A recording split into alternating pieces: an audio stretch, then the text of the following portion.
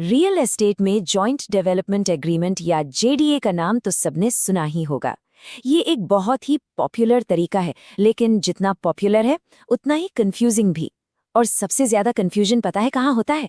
GST को लेकर। तो सवाल ये उठता है कि जेडीए असल में है क्या? एक स्मार्ट डील या फिर एक ऐसा छिपा हुआ टैक्स का जाल जिसमें डेवलपर और लैंड ओनर दोनों ही अनजाने में फंस सकते हैं? चलिए आज की इस चर्चा में इसी गुत्थी को सुलझाते हैं। आज हम इस पूरे टॉपिक को ना बिल्कुल सिंपल स्टेप्स में समझेंगे। पहले देखेंगे कि ये जेडीए का टैक्स ट्रैप आखिर है क्या। फिर बात करेंगे कि ये टू वे ट्रांजैक्शन कैसे है, टाइमलाइन का क्या सोल्यूशन निकला, डेवलपर और लैंड ओनर की क्या-क्या जिम्मेदारियां हैं, और हाँ, आखिर में एक फटाफट कंप्लायंस चेकलिस्ट भी देखेंगे। तो चलिए शुरू करते हैं। सबसे पहले बिल्कुल बेसिक से समझते हैं कि आखिर ये जॉइंट डेवलपमेंट एग्रीमेंट, ये जेडीए होता क्या है। देखिए, जेडीए ना एक तरह का कॉन्ट्रैक्ट है, सिंपल सा फंडा है। जमीन का मालिक अपनी जमीन देता है और डेवलपर उस पर बिल्डिंग बनाता है। अब यहाँ कोई डायरेक्ट पैसे का लेन देन नहीं हो रहा, बदले में जमीन के मालिक को बने बनाए फ्लैट्स मिल जाते हैं। मतलब एक तरह से बाटर सिस्टम जैसा है ना। पर टैक्स की दुनिया में इसकी कहानी थोड़ी अलग है। और यहीं पर जीएसटी का सबसे जरूरी प्रिंसिपल आता है।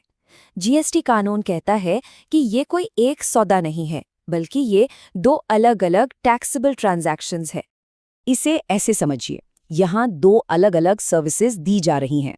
एक तरफ जमीन का मालिक डेवलपर को डेवलपमेंट के अधिकार दे रहा है, ये अपने आप में एक सर्विस है। और दूसरी तरफ डेवलपर जमीन के मालिक को कंस्ट्रक्शन की सर्विस दे रहा है। जीएसटी की नज़र में ये दो अलग अलग लेन देन हैं, और मजे की बात यह है कि दोनों पर टैक्स लगेगा। अब यहाँ ना पहले एक बहुत बड़ी दिक्कत थी, कैश फ्लो की। जरा सोचिए, डेवलपर्स को जेडीए साइन करते ही जीएसटी देना पड़ता था। प्रोजेक्ट शुरू भी नहीं हुआ और इतना बड़ा टैक्स का बोझ। लेकिन फिर सरकार ने इस प्रॉब्लम को समझा और एक बहुत बड़ा, बहुत जरूरी नियम बदला। पहले का नियम क्या था? जेडीए साइन हुआ, जीएसटी भरो, सिंपल। लेकिन अब जो नया नियम है वो कहता है कि जीएसटी की देनदारी तब आएगी जब प्रोजेक्ट पूरा हो जाएगा या जब फ्लैट्स का पोजेशन दिया जाएगा। ये डेवलपर्स के लिए कितनी बड़ी राहत है, इसका अंदाजा लगाना भी मुश्किल है। तो समझने वाली बात यह है कि सिर्फ इस एक बदलाव ने पूरे देश के डेवलपर्स की एक बहुत बड़ी कैश फ्लो की प्रॉब्लम को सॉल्व कर दिया।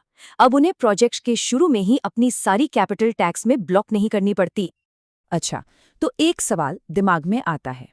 हमने कहा कि लैंड ओनर की सर्विस पर भी टैक्स लगता है, तो वो टैक्स चुकाएगा कौन और कैसे?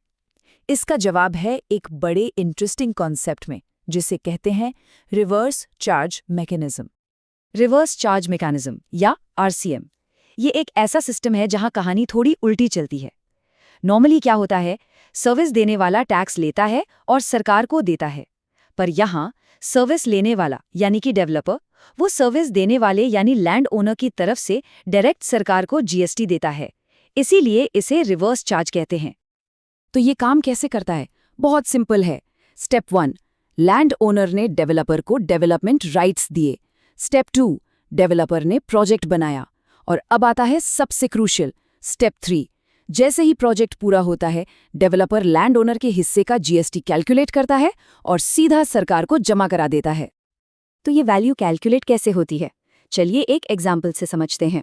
मान लीजिए लैंड ओनर को 10 फ्लैट्स मिले और जिस दिन प्रोजेक्ट पूरा हुआ उस दिन उसी तरह के एक फ्लैट की मार्केट वैल्यू मान लीजिए 80 लाख रुपए है। तो बस सिंपल मैथ है, 10 फ्लैट्स को 80 लाख से मल्टीप्लाई कर दीजिए। टोटल टैक्सेबल वैल्यू हो गई 8 करोड़ रुपए। जीएसटी इसी 8 करोड़ पर लगेगा। अच्छा, डेवलपर की बात तो हो गई। अब जरा लैंड ओनर के नजरिए से देखते हैं, उनकी क्या जिम्मेदारियां हैं, खासकर जब वो अपने हिस्से के फ्लैट्स बेचते हैं। यहाँ टाइमिंग सब कुछ है। यहाँ एक रूल है जिसे गांठ बांध लेना चाहिए। अगर लैंड ओनर अपना फ्लैट प्रोजेक्ट का कंप्लीशन सर्टिफिकेट मिलने से पहले बेचता है तो उस बिक्री पर जीएसटी लगेगा। लेकिन अगर वो सर्टिफिकेट मिलने के बाद बेचता है तो उसे अचल संपत्ति की बिक्री माना जाता है और उस पर कोई जीएसटी नहीं लगता। कितना बड़ा फर्क है। और हाँ, लैंड ओनर्स के लिए एक बहुत अच्छी खबर भी है। याद है वो जीएसटी जो डेवलपर ने आरसीएम के तहत भरा था? लैंड ओनर उस जीएसटी को अपने फ्लैट की बिक्री पर लगने वाले जीएसटी के अगेंस्ट इनपुट टैक्स क्रेडिट या आईटीसी के तौर पर क्लेम कर सकता है। मतलब डबल टैक्सेशन से पूरी तरह बचाव हो जाता है। तो अब जब हमने सब कुछ समझ लिया है, आखिर में एक फटाफट चेकलिस्ट देख लेते हैं ताकि कंप्लायंस में कोई गलती न हो। कुछ बातें हैं जो हमेशा ध्यान में रखनी चाहिए। पहली, डेवलपर को आरसीएम टैक्स सही समय पर भरना है, यानी प्रोजेक्ट पूरा होने पर, पहले नहीं बाद में नहीं। दूसरी बात, फ्लैट्स की वैल्यूएशन बिल्कुल सही मार्केट रेट के हिसाब से होनी चाहिए, इससे टैक्स की कैलकुलेशन सही रहती है। तीसरी, जीएसटीआर 1(3)(b जैसे सभी जीएसटी रिटर्न्स बिल्कुल एक्यूरेटली फाइल होने चाहिए। और हाँ, एक ज़रूरी बात, ज़्यादातर रेजिडेंशियल प्रोजेक्ट्स में डेवलपर को इनपुट टैक्स क्रेडिट नहीं मिलता है, ये भी ध्यान रखना होगा। तो सबसे बड़ी गलती जो लोग करते हैं वो है जेडीए को सिर्फ एक बार्टर डील समझ लेना। ऐसा करने से वो जीएसटी की टाइमलाइन को पूरी तरह मिस कर जाते हैं और इसका नतीजा भारी भरकम ब्याज और पेनल्टी। तो अब जब हम इन सारे नियमों को इतनी गहराई से समझ चुके हैं, तो क्या हम ये कह सकते हैं कि जेडीए असल में रियल एस्टेट डेवलपमेंट के लिए सबसे स्मार्ट टूल्स में से एक बन गया है? इस पर जरूर सोचिएगा।